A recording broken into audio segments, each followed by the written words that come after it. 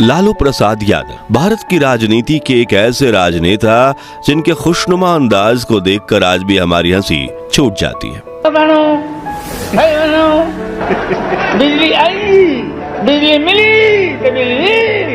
अरे मोदी जी ठीक से बोलो, नहीं तो नस फट जाएगा यार। चाहे लोग जितना भी हंसे, लालू जी कभी नहीं शर्माते, फिर चाहे वो उनका संसद में इंग्लिश वाला भाषण हो।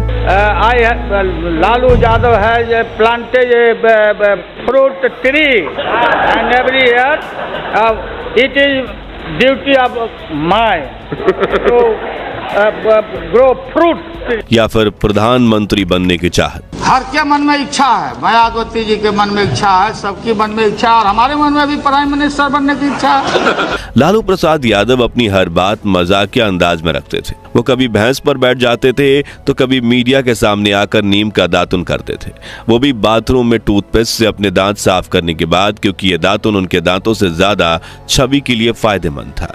वरिष्ठ पत्रकार कुमकुम चड्ढा बताती हैं कि लालू बेवकूफ नहीं है, बल्कि राजनीतिक रूप से बहुत परिपक्व हैं। उनको पता है कि उन्हें कब क्या करना चाहिए जिसका असर हो। आज के युवा लालू प्रसाद यादव को सिर्फ सोशल मीडिया मीम्स और उनके चारा घोटाले को लेकर जानते हैं, लेकिन उससे परे लालू एक ऐसे ताकतवर राजनेता हैं जिनके बिना बिहार की राजनीति की कल्पना भी नहीं की जा सकती है। उनके जीवन में कई ऐसे किस्से घटे जिन पर पूरी फिल्म बनाई जा सकती है, और आज हम लालू प्रसाद यादव से जुड़े कुछ ऐसे ही अनसुने अनकहे किस्से सुनाएंगे जो अक्सर छिपाए जाते हैं। फिर चाहे वो एक ऐसे वर्ग से निकलकर बिहार के चीफ मिनिस्टर बनने का सफर हो जिनके साथ उतनी छुआछूत की जाती थी कि उनके पानी के मटके तक अलग रखे जाते थे, या एक छोटे से कमरे में रहते हुए पूरे बिहार की सरकार चलाना हो, या फिर मनमोहन सिंह को प्राइम मिनिस्टर बनाने का किस्सा हो। पूरा वीडियो जरूर देखिएगा।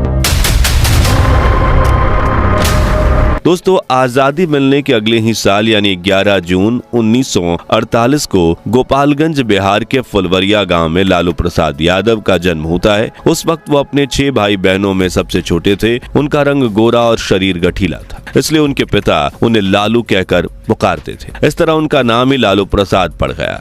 अब फुलवरिया बिहार का एक पिछड़ा हुआ गांव जहां जात पात के भेदभाव के अलावा कुछ नहीं था, इसलिए 1966 में लालू पढ़ने के लिए अपने भाई के साथ पटना आ जाते हैं, जो बिहार के वेटनरी कॉलेज के चपरासी थे और एक सर्वेंट क्वार्टर में रहते थे। लालू भी यहीं से बस पकड़कर बीए की पढ़ाई करने बिहार नेशनल कॉलेज जाते थे, और इसी कॉलेज में उनके राजनीतिक सफर की शुरुआत हुई। वो अक्सर कॉलेज के मंच पर चढ़कर भाषण देते थे। हालांकि उन्हें जानने वाले बताते हैं कि ये मंच उनके लिए नया नहीं था, क्योंकि लालू बचपन में नटुआ बनकर मंच पर खूब धमाल मचाते थे। नटुआ यानी वो लड़का जो लड़की का वेश धारण कर नाचता गाता हो, यानी उन्हें लोगों को मोहने का तरीका बचपन से ही आता था। पटना पहुंचने के महज 1 साल में स्टूडेंट यूनियन के जनरल सेक्रेटरी के रूप में लालू ने अपने राजनीति की शुरुआत की। 1970 में उनका ग्रेजुएशन पूरा हुआ, लेकिन वो स्टूडेंट यूनियन के प्रेसिडेंट बनने का चुनाव भी हार गए, जिसके बाद उन्होंने अपनी आगे की पढ़ाई जारी रखी और भाई के साथ दिहाड़ी पर चपरासी का काम भी किया। मगर फिर आया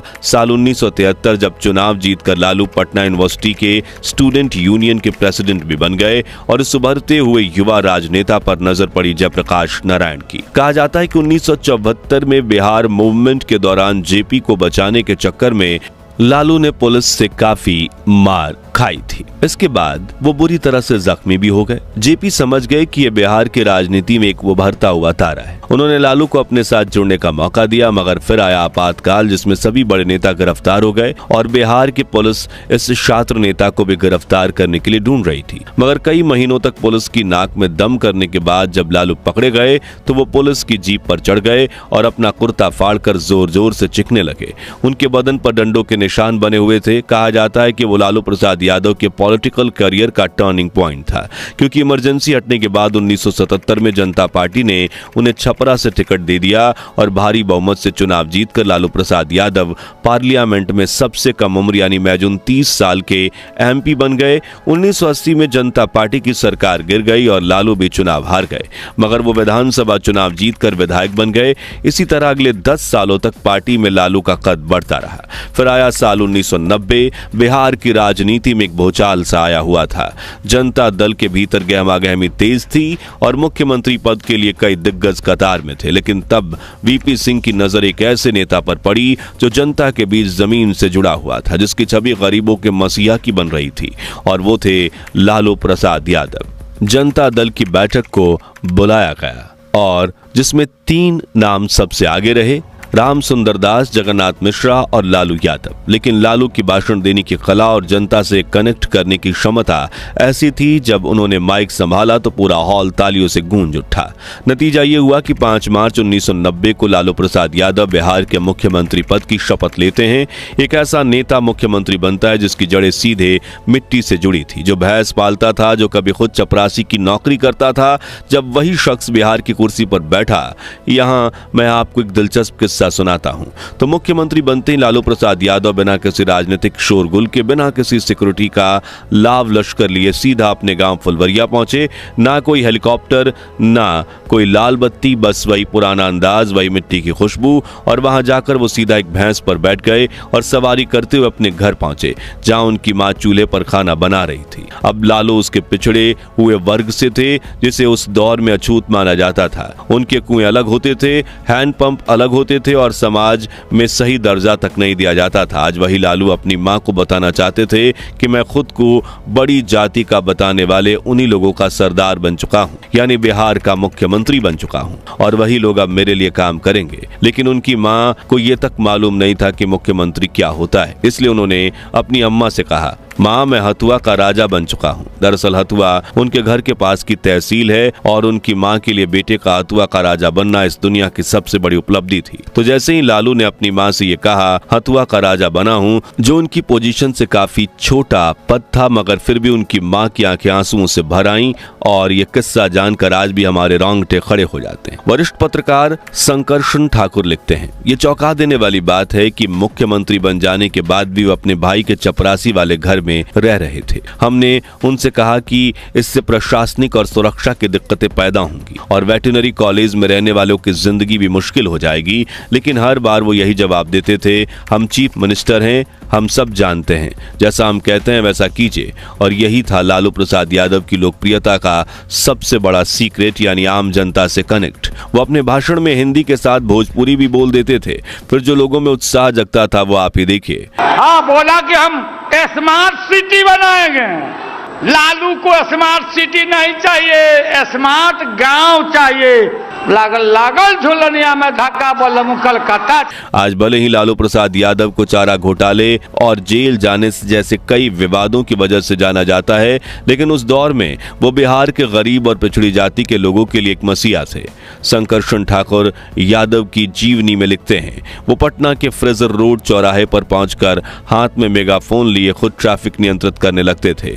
सरकारी दफ्तरों और पुलिस थानों का अचानक दौरा कर गलती करने वाले अधिकारियों को वही सजा दिलवाते थे और पटना मेडिकल कॉलेज में खुद खड़े होकर इमरजेंसी वार्ड में मरीजों के साथ आने वाले लोगों के लिए रैन बसेरा बनवाते थे। इतना ही नहीं, लालू कई बार बीच खेत में अपना हेलीकॉप्टर उतरवा देते थे और लोगों को अपने उड़न खटोले में चक्कर लगवाते थे।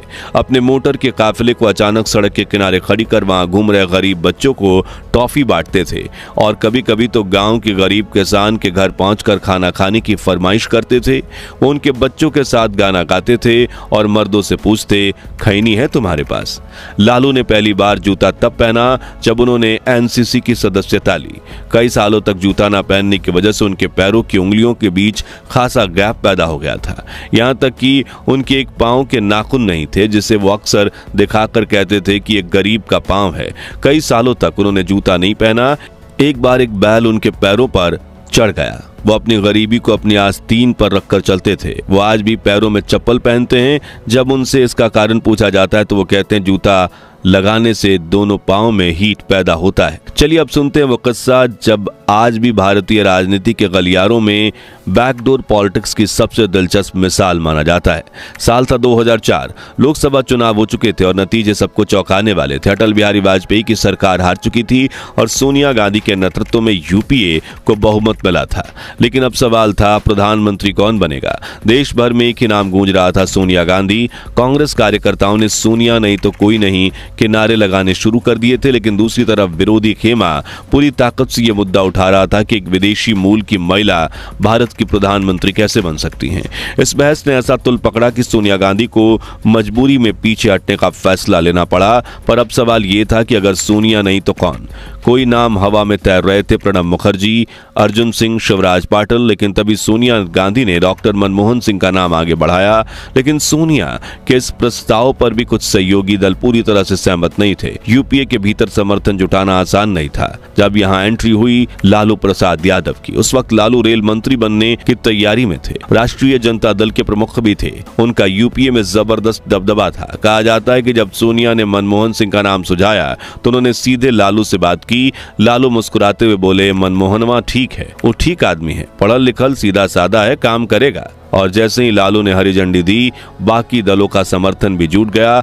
लालू ने खुद आगे बढ़कर मनमोहन सिंह को समर्थन देने की घोषणा की और बाकियों को भी मनाया। 21 मई 2004 को डॉक्टर मनमोहन सिंह भारत के 14वें प्रधानमंत्री बने और इस तरह भारतीय राजनीति के इस बेहद अहम फैसले के पीछे मूक सूत्रधार थे, वो थे लालू प्रसाद यादव। लोग चाहे जितना मजाक उड़ाएं, लेकिन लालू को पता था कि कब कौन सा कार्ड खेलना है और यही वजह है कि वो आज भी सिर्फ एक राजनेता नहीं बल्कि भारतीय राजनीति की सबसे रंगीन और रणनीतिक शख्सियतों में से एक माने जाते हैं। चलिए आखिर में हम लालू प्रसाद यादव के कुछ मजेदार भाषण देखते हैं। 50 करोड़, 50 करोड़, 70 करोड़, 90 करोड़, कितना चाहिए? अब विद्यार्थी परिषद का लड़का आगे बैठ के मोदी मोदी मोदी, हम लोग नहीं समझते हैं। एक बार संसद में उन्होंने मजेदार शायरी भी की। तुम अगर मुझको न चाहो तो कोई बात नहीं, तुम किसी और को चाहोगे तो मुश्किल होगी। और एक बार उन्होंने मजेदार योगा किया था, देखकर आपकी हंसी भी छूट जाएगी। फिर वो कान भी बंद करके ये सब ब्रेन जो है यहाँ, हाँ यहाँ। तो दोस्तों, आपको लालू प्रसाद यादव की यह अनसनी अनकही कहानी कैसी लगी और क्या आप उनके चारे घोटाले, भ्रष्टाचार और जेल जाने के जुड़े किस्से से भरा इस वीडियो का पार्ट 2 देखना चाहते हैं? कमेंट्स में बताइए। उम्मीद है आपको ये पेशकश पसंद आई होगी। अगर हाँ तो वीडियो को लाइक शेयर करके 11,000 लाइक्स जरूर करवा दीजिए और ऐसे ही अनसुने अनकहे किस्से कहानियों के लिए हमारे चैनल को सब्सक्राइब करके पास वाली घंटी जरूर बजा दीजिए। जय हिंद, वंदे मातरम।